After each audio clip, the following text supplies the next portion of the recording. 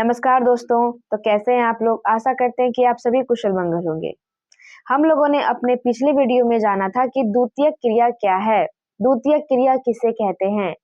अब हम ये जानते हैं कि तृतीयक क्रिया क्या है। तृतीयक क्रिया क्या है, इसका मतलब क्या होता है या किसे कहते हैं। चलिए तीर्थ क्रिया को जानते हैं हम उसकी परिभाषा से। तीर्थ क्रिया क्या है? वह क्रियाकलाप जिसमें ज्ञान, कौशल, अनुभव इत्यादि के आधार पर सेवा मूल्यांकन होता है, उसे तीर्थ क्रिया कहते हैं। कहने का तात्पर्य यह है कि जब किसी व्यक्ति अपने कौशल से, अपने ज्ञान से लोगों को सेवा देते हैं और उसके बदले में उन्हें कुछ पैसे दिए जाते हैं, मूल्यांकन दिए जाते हैं, तो यह क्रिया कहलाती है तीर्थीय क्रिया। जैसे कि आप डॉक्टर के पास जाते हैं, आप बीमार हैं, उनके पास यह ज्ञान है, यह कौशल है कि वो आपका इलाज सही ढंग से कर सकते हैं, तो वो अपने ज्ञान से आपकी सेवा करते हैं। उसके बदले में क्या करते हैं, आप वहाँ पे फी पे करते हैं। जो भी उनका मूल्यांकन होता है, आप मूल्यांकन उनको देते हैं, उनका मोल देते हैं। तो इस क्रिया को कहते हैं तृतीय क्रिया।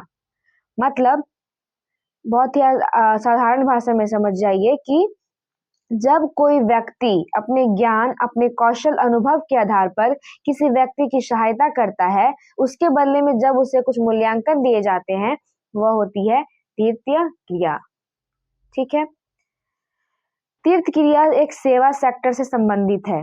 तीर्थ क्रिया का क्या हो गया कि वह क्रियाकलाप जिसमें लोग अपने ज्ञान, अपने कौशल से सेवा प्रदान करते हैं, है ना। तो ये क्या हो गई कि तीर्थ क्रियाकलाप जो है एक सेवा सेक्टर से संबंधित है। तीर्थ क्रियाकलाप में मूर्त वस्तुओं के उत्पादन के बजाय सेवाओं का व्यवसायिक उत्पादन सम्मिलित है। कहा गया है ना कि इसमें कोई वस्तुओं का उपयोग नहीं होता है, उसमें क्या होता है कि सेवाओं का व्यवसायिक उत्पादन सम्मिलित है। ठीक है। अब मानिए क्या कि हम टीचर हैं, हम आपको पढ़ा रहे हैं, तो मेरा उससे इनकम होगा, तो ये जो क्रिया हुआ ना, इससे ही कहते हैं तीर्थ क्रियाकलाप। ठीक है। आप कोई भी काम ले लीजिए, ठीक है, आप कारपेंटर का काम ले लीजिए। आप उनके पास गए, उनके पास ज्ञान है, कौशल है कि वो आपको फर्नीचर बना के देंगे। फिर आपको फर्नीचर अच्छा लगेगा, आप उसके बदले में उन्हें पे देंगे, कुछ पे करेंगे पैसे। तो ये जो क्रिया हुई ना, ये हो गई तीर्थ क्रियाकलाप। जिस सेवाओं के बदले हमें कुछ मूल्यांकन प्राप्त होता है, वह क्रियाकलाप होता है क्या? तृतीय क्रियाकलाप। उदाहरण में अध्यापक, डॉक्टर, चालक, नाई, धोबी इत्यादि। ये सभी क्या हो गए? एक सेक्टर है किसके? सेवा के। तीर्थ क्रियाकलाप में यही होता है। ठीक है। अब है सेवा के प्रमुख वर्ग। जो तीर्थ क्रियाकलाप में हम सेवा करते हैं ना, उसे कुछ प्रमुख वर्ग भी हैं। पहले ले लीजिए परिवहन, संचार सेवाएं, मनोरंजन, गैर सरकारी संगठन, प्रशासन। ये सभी क्या है? हमारी सेवा करते हैं ये सब, और इसके बदले में हम उन्हें कुछ मूल्यांकन देते हैं, कुछ पे करते हैं। परिवहन मीन्स हो गया ट्रांसपोर्ट। जब आप कहीं जाते हैं तो आप करते हैं ना, गाड़ी में पेट्रोल डलवाना, या फिर आप ऑटो से जाएंगे तो वह भाड़ा देंगे, मतलब हम ना कुछ पे करते ही हैं। उसके बाद है व्यापार एवं वाणिज्य। व्यापार में कार्य विक्रय के लिए स्थानीय से लेकर अंतर्राष्ट्रीय स्तर तक के व्यापार होते हैं। कहा गया है कि व्यापार बस ऐसा नहीं है कि स्थानीय ही होता है, व्यापार स्थानीय से लेकर अंतरराष्ट्रीय तक स्तर तक होता है। इस प्रक्रिया के अंतर्गत कई संग्रहण एवं विपणन केंद्र जन्म लेते हैं, जिन्हें हम दो श्रेणियों में रख सकते हैं। देखिए इसमें क्या होता है ना कि संग्रहण और विपणन। पहले समझ, संग्रहण मतलब क्या हो गया? कलेक्शन। और विपणन मतलब डिस्ट्रीब्यूशन। मतलब कि हम किसी से ले रहे हैं ज्ञान, किसी को पैसे दे रहे हैं, किसी से सेवा ले रहे हैं, उसके बदले में हम उससे कुछ पे कर रहे हैं। तो संग्रहण, विपणन। समझ में आई? तो इसमें दो श्रेणियों में इसको रखा गया है, एक ग्रामीण विपणन केंद्र और दूसरा नगरी। चलिए हम ये दोनों के बारे में जानते हैं कि ग्रामीण विपणन केंद्र क्या है और नगरी बाजार केंद्र क्या है। पहले लेते हैं हम ग्रामीण, ठीक है, उसके बाद दूसरा नगरी। यह केंद्र स्थानीय और वितरण केंद्र की सेवाएं प्रदान करता है। फिर से समझिए, यह केंद्र स्थानीय और वितरण केंद्र की सेवाएं प्रदान करता है। ठीक है।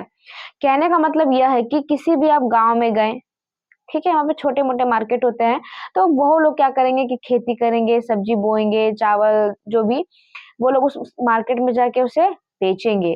है ना, और फिर उससे उन्हें कुछ आमदनी होगी। तो ये क्रिया कहाँ होती है? गांव में स्थानीय वितरण केंद्र की सेवाएं होती हैं। लेकिन नगर में क्या होता है कि यह केंद्र व्यापार व्यावसायिक सेवाएं जैसे अध्यापक, वकील, चिकित्सक की सेवाएं भी प्रदान करती है। और नगरी नगरी में क्या होता है कि आपके बहुत सारे यहाँ पे ऑप्शन है। आप डॉक्टरी करना चाहते हैं, टीचर बनना चाहते हैं, वकील बनना चाहते हैं, तो आप कहीं भी हैं, आपके पास अगर ज्ञान है, कौशल है, तो आप हर जगह, हर नगर में जाके जॉब प्राप्त करके, व्यापार प्राप्त करके आप अपना आमदनी प्राप्त कर सकते हैं। ठीक है। पहला सेक्टर क्या था कि परिवहन था ना। परिवहन, तो हम परिवहन को समझते हैं कि परिवहन है क्या। हमने आप लोग को पहले ही बताया कि परिवहन का मतलब होता है ट्रांसपोर्ट। मीन्स कि जब भी हम कहीं पे आते या जाते हैं, किसी भी चीज से जाइए आप, किसी भी ट्रांसपोर्ट से, तो आपको कहीं ना कहीं वहां पे बहुत सारे लोग ऐसे दिखेंगे जिनको कि रोजगार दिया गया है परिवहन के द्वारा। ठीक है। चलिए परिभाषा पहले पढ़ते हैं। परिवहन एक सेवा के रूप में बहुत अधिक लोगों को रोजगार प्रदान करता है, जैसे ड्राइवर, कंडक्टर, सामान संकलन, उतारने वाला, टिकट संग्रह आदि। मानिए कि आप बस से गए रांची, ठीक है, आप अपने घर से रांची घूमने के लिए गए, तो आप क्या देखेंगे कि बस में जो कितने लोग काम करते हैं। पहला तो ड्राइवर हो जाएगा, एक को जॉब मिला। दूसरा हो गया कि जो आपका खलासी होता है वो हो गया, कंडक्टर जिसको बोलते हैं। तीसरा हो गया जो आपका सामान लेगा, कुली। चौथा हो गया टीटी, जो टिकट देगा, है ना। तो ये सभी क्या है? ये सभी इन इन चारों लोगों को, पांचों लोगों को क्या रोजगार दिया गया, किसके द्वारा? परिवहन के द्वारा। ठीक है। तो जो परिवहन होता है ना, परिवहन एक ऐसा सेवा है जिसके रूप में बहुत सारे बेरोजगार लोगों को रोजगार प्रदान किया जाता है। चलिए, आपके मन में कोई भी डाउट हो, आपको कुछ समझ में ना आया हो, तो आप प्लीज हमें बताएं ताकि हम आपके समस्याओं का समाधान निकालें। दूसरा है संचार, कम्युनिकेशन, बातचीत, है ना, बातचीत करना। संचार सेवाओं में शब्द, संदेशों, तथ्यों और विचारों का प्रेषण शामिल है। तात्पर्य यह है कि आप कहीं भी हैं, आपका पूरा भारत में कोई बिजनेस फैला हुआ है, ठीक है, तो आप क्या हर जगह जाके तो नहीं रोज देख सकते हैं। आप क्या करेंगे कि फोन से कांटेक्ट करेंगे कि कैसा काम हो रहा है हमारा। ठीक है। तो क्या होगा ना कि आप वहां पे एक लोग को रखते हैं जो कि वहां पे मैनेज करता है, मैनेजर जिसको बोलते हैं। तो एक लोग को जॉब मिला ना, एक व्यापार मिला ना, उसके बदले में उन्हें कोई आय मिलती होगी। ठीक है। दूसरा कि आप किसी को ईमेल कर सकते हैं, है ना, आप किसी को ईमेल करके कोई मैसेज भेज सकते हैं, कोई जरूरी बात बता सकते हैं, बहुत जरूरी। आप फिर क्या करते हैं कि अपने शब्दों को माइक ले लिए, स्पीकर ले लिए, और कहीं पे आपकी कॉलोनी में कुछ अनाउंस करना है, जरूरी सूचना है, तो आप उसे कर सकते हैं। या फिर हम फोन के द्वारा क्या करते हैं कि बहुत सारे हेल्पलाइन नंबर होते हैं जो कि हमारे सेवाओं के लिए बने गए हैं। तो हम जब भी कोई हमें समस्या होती है, जैसे कि अगर आग लग गया, तो फायर ब्रिगेड को कॉल करेंगे, है ना। ये सारी सेवाएं, ये सब क्या हो गई? संचार। अब कुछ संचार सेवाएं निम्नलिखित हैं। ठीक है। दूर संचार, रेडियो, टेलीविजन, समाचार पत्र, पत्रिकाएं। क्या होता है ना कि बहुत सारे लोग को पढ़ना नहीं आता है। ठीक है। आप रेडियो में क्या कर सकते हैं कि आप न्यूज को, आसपास की खबरें, आसपास में क्या घटना घटित हो रही है, आप रेडियो से सुन सकते हैं, लेकिन आप उसमें कुछ देख नहीं सकते, बस आपको उसकी आवाजें आएंगी। ठीक है। अब है न्यूज़पेपर। तो बहुत सारे लोगों के पास अभी समय होता है जो घर पे हैं, ठीक है, वो पेपर पढ़ना चाहते हैं, उनको पढ़ने बहुत अच्छा लगता है, तो पेपर पढ़ के भी आसपास के जो भी घटित घटनाएं हैं वो सब के बारे में जानते हैं। फिर आप टेलीविजन में भी न्यूज़ देख सकते हैं, आप इसमें क्या देख भी सकते हैं, सुन भी सकते हैं, है ना। तो ये सारे कुछ सेवाएं सेक्टर हैं जो कम्युनिकेशन, संचार से जुड़े हुए हैं। अब इन सेवाएं, सर्विस, सेवाएं विभिन्न स्तरों पर पाई जाती हैं। कुछ सेवाएं उद्योग को चलाती हैं, कुछ लोगों को, और कुछ उद्योग और लोगों दोनों को। ठीक है। देखिए, समझने वाली बात है। जैसे कि कुछ सेवाएं क्या है, पहले उद्योग को चलाती हैं। ठीक है। आप कोई बिजनेस कर रहे हैं, कोई बड़ा बिजनेस है आपका, आप उसको क्या करते हैं कि चाहते हैं कि इंटरनेट के द्वारा हम अपने बिजनेस को पूरे भारत तक फैलाएं। तो आप क्या करेंगे कि उसको इंटरनेट पे डाल देंगे। फिर लोग क्या है कि लोगों को उसके बारे में जानकारी मिलेगा, फिर लोग आपसे जुड़ेंगे, आपका व्यापार बढ़ेगा। तो इससे क्या हो रहा है? आय की वृद्धि हो रही है, आपको व्यापार मिल रहा है ना। अब कुछ लोग को चलाते हैं, ठीक है, हमें कहीं जाना होता है, हमें लोकेशन नहीं पता, हम क्या करते हैं इंटरनेट पे सर्च करते हैं, लोकेशन जानते हैं, तो जो ऐप होता है ना, उसमें से भी लोगों को पेमेंट मिलता है, उसमें से भी लोग को व्यापार मिलता है, इंटरनेट के द्वारा भी, ठीक है। तो कहने का तात्पर्य यह है कि इंटरनेट की जो सर्विस होती है, जो सेवाएं होती हैं, उससे भी कई लोगों को व्यापार मिलता है और उनकी अर्थव्यवस्था में विकास आती है। अब है टूरिज्म, पर्यटन। स्थायी रूप से विभिन्न स्थानों का भ्रमण करना ही पर्यटन कहा जाता है। पर्यटन को तृतीय क्रियाकलाप का सबसे मुख्य माना गया है। तृतीय क्रिया मतलब क्या होता है कि जिस क्रिया के बदले हमें कुछ मूल्यांकन प्राप्त हो, है ना। तो मानिए कि आप कहीं घूमने जा रहे हैं, आप ट्रेन से ही जा रहे हैं, ठीक है, तो ट्रेन को चलाने वाला ड्राइवर होगा, ठीक है, वहां पे जो कोली होगा, एक एक टीटी होता है, टीसी जो टिकट काटते हैं, फिर कुछ नाश्ते वाले आ जाते हैं, तो कितने लोगों को रोजगार मिल रहा है, 1 2 3 4 और भी कुछ होंगे।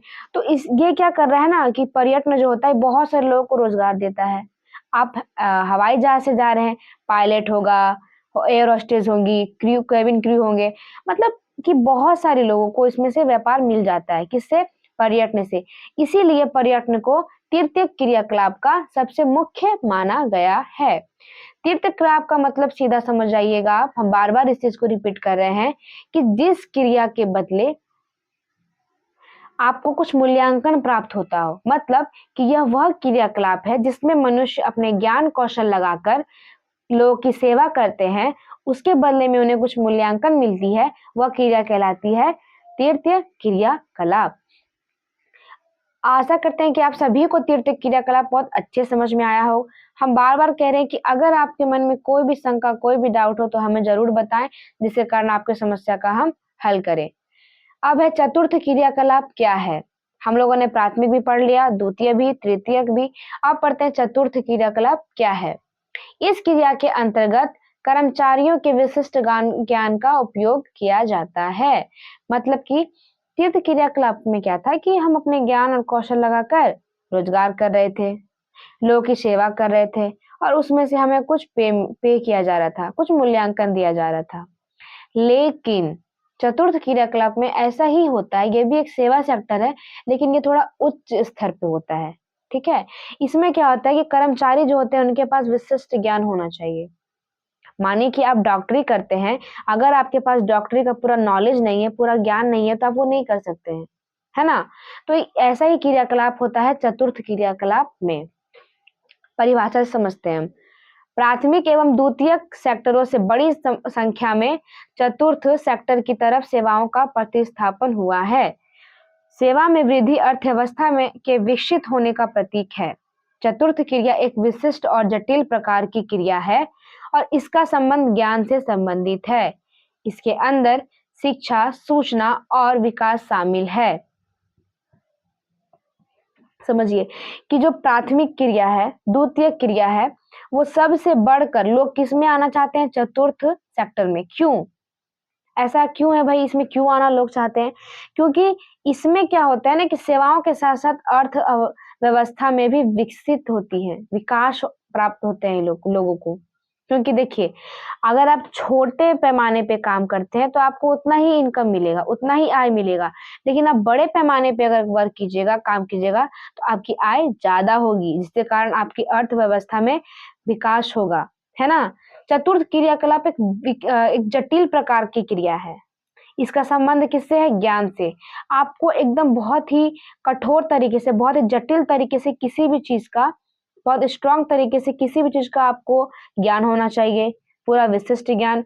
आप फिर क्या कर सकते हैं कि आप भी चतुर्थ क्रियाकलाप के सेक्टरों में अपना काम करके, लोगों को सेवा देके अपना अर्थव्यवस्था को मजबूत बना सकते हैं।